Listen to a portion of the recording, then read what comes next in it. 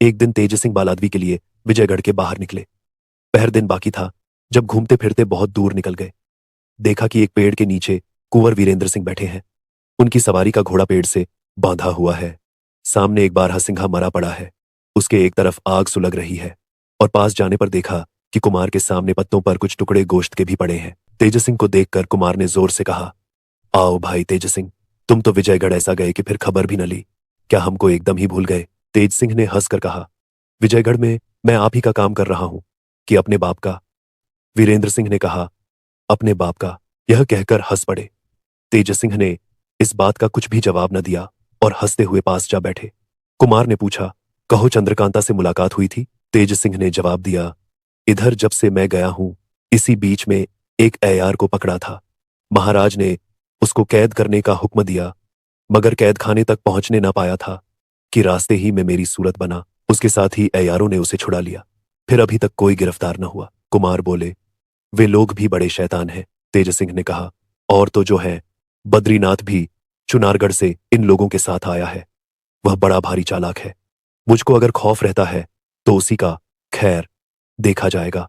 क्या हर्ज है, यह तो बताइए, आप यहां क्या कर रहे हैं? कोई आदमी भी साथ नहीं है। कुमार बोले, आज मैं कई आदमियों को लेकर सवेरे ही शिकार खेलने के लिए निकला। दोपहर तक तो हैरान रहा, कुछ हाथ न लगा। आखिर को यह बारहसिंघा सामने से निकला और मैंने उसके पीछे घोड़ा फेंका। इसने मुझको बहुत हैरान किया। संग के सब साथी छूट गए। अब इस समय तीर खाकर गिरा है। मुझको भूख बड़ी जोर की लगी थी। इससे जी में आया कि कुछ गोश्त भून के खाऊं। इसी फिक्र में बैठा था कि सामने से तुम दिखाई पड़े। अब लो तुम ही इसको भूनो। मेरे पास कुछ मसाला था, उसको मैंने धो धाकर इन टुकड़ों में लगा दिया है। अब तैयार करो। तुम भी खाओ, मैं भी खाऊं, मगर जल्दी करो। आज दिन भर से कुछ नहीं खाया। तेज सिंह ने बहुत जल्द गोश्त तैयार किया और एक सोते के किनारे जहां साफ पानी निकल रहा था बैठकर दोनों खाने लगे। वीरेंद्र सिंह मसाला पोंछ पोंछ कर खाते थे। तेज सिंह ने पूछा, आप मसाला क्यों पोंछ रहे हैं? कुमार ने जवाब दिया, फीका अच्छा मालूम होता है। दो तीन टुकड़े खाकर वीरेंद्र सिंह ने सोते में से चुल्लू भर के खूब पानी पिया और कहा, बस भाई, मेरी तबीयत भर गई। दिन भर भूखे रहने पर कुछ खाया नहीं जाता। तेज सिंह ने कहा, आप खाइए चाहे न खाइए, मैं तो छोड़ता नहीं। बड़े मजे का बन पड़ा है। आखिर जहां तक बन पड़ा खूब खाया और तब हाथ मुंह धोकर बोले, चलिए अब आपको नौगढ़ पहुंचाकर फिर फिरेंगे। वीरेंद्र सिंह चलो कहकर घोड़े पर सवार हुए और तेज सिंह पैदल साथ चले। थोड़ी दूर जाकर तेज सिंह बोले, नन मालूम क्यों मेरा सिर घूमता है? कुमार ने कहा, तुम मांस ज्यादा खा गए हो, उसने गर्मी की है। थोड़ी दूर गए थे कि तेज सिंह चक्कर खाकर जमीन पर गिर पड़े। वीरेंद्र सिंह ने झट घोड़े पर से कूदकर उनके हाथ पैर खूब कसके गठरी में बांध पीठ पर लाद लिया और घोड़े की बाग थाम विजयगढ़ का रास्ता लिया।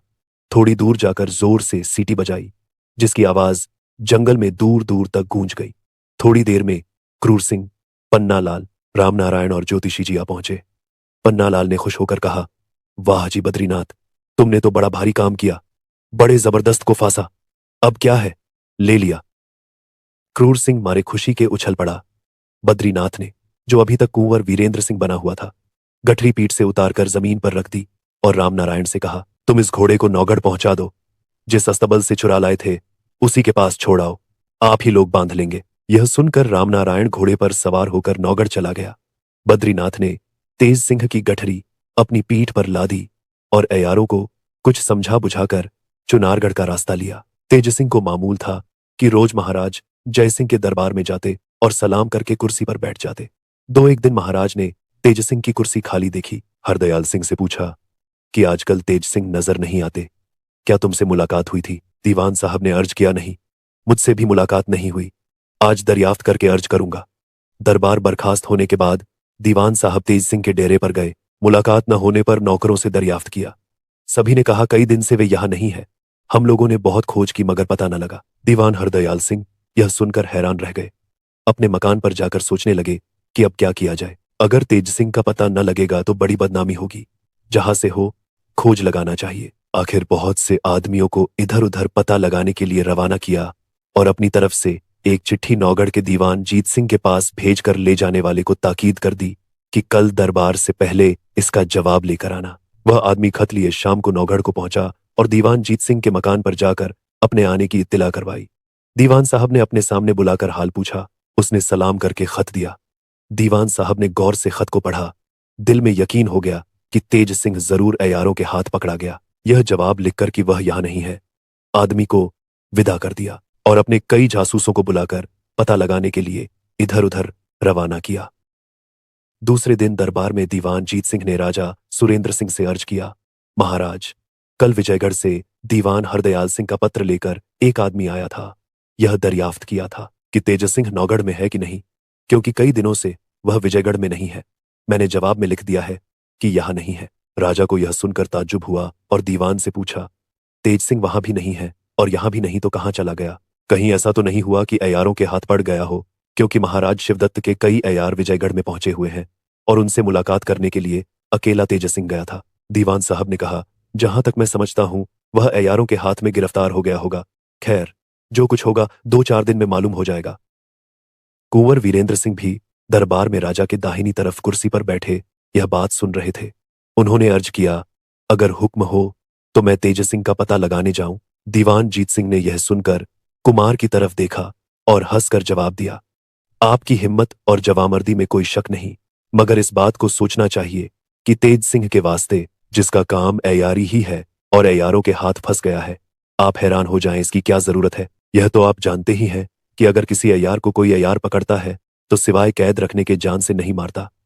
अगर तेज सिंह उन लोगों के हाथ में पड़ गया है तो कैद होगा, किसी तरह छूट ही जाएगा, क्योंकि वह अपने फन में बड़ा होशियार है। सिवाय इसके जो अय्यारी का काम करेगा, चाहे वह कितना ही चालाक क्यों न हो, कभी न कभी फंस ही जाएगा। फिर इसके लिए सोचना क्या, 10-5 दिन सब्र कीजिए, देखिए क्या होता है।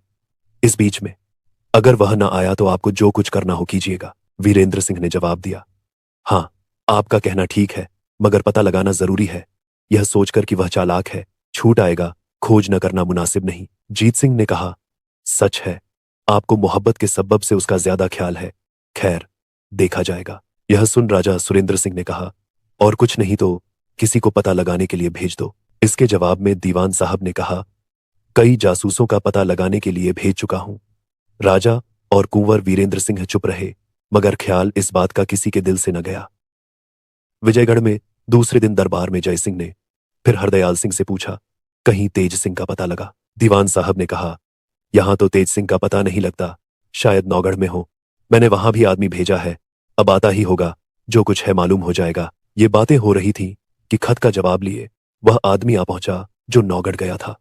हरदयाल सिंह ने जवाब पढ़ा और बड़े अफसोस के साथ महाराज से अर्ज किया कि नौगढ़ में भी तेज सिंह नहीं है। यह उनके बाप जीत सिंह के हाथ का खत मेरे खत के जवाब में आया है। महाराज ने कहा, उसका पता लगाने के लिए कुछ फिक्र की गई है या नहीं?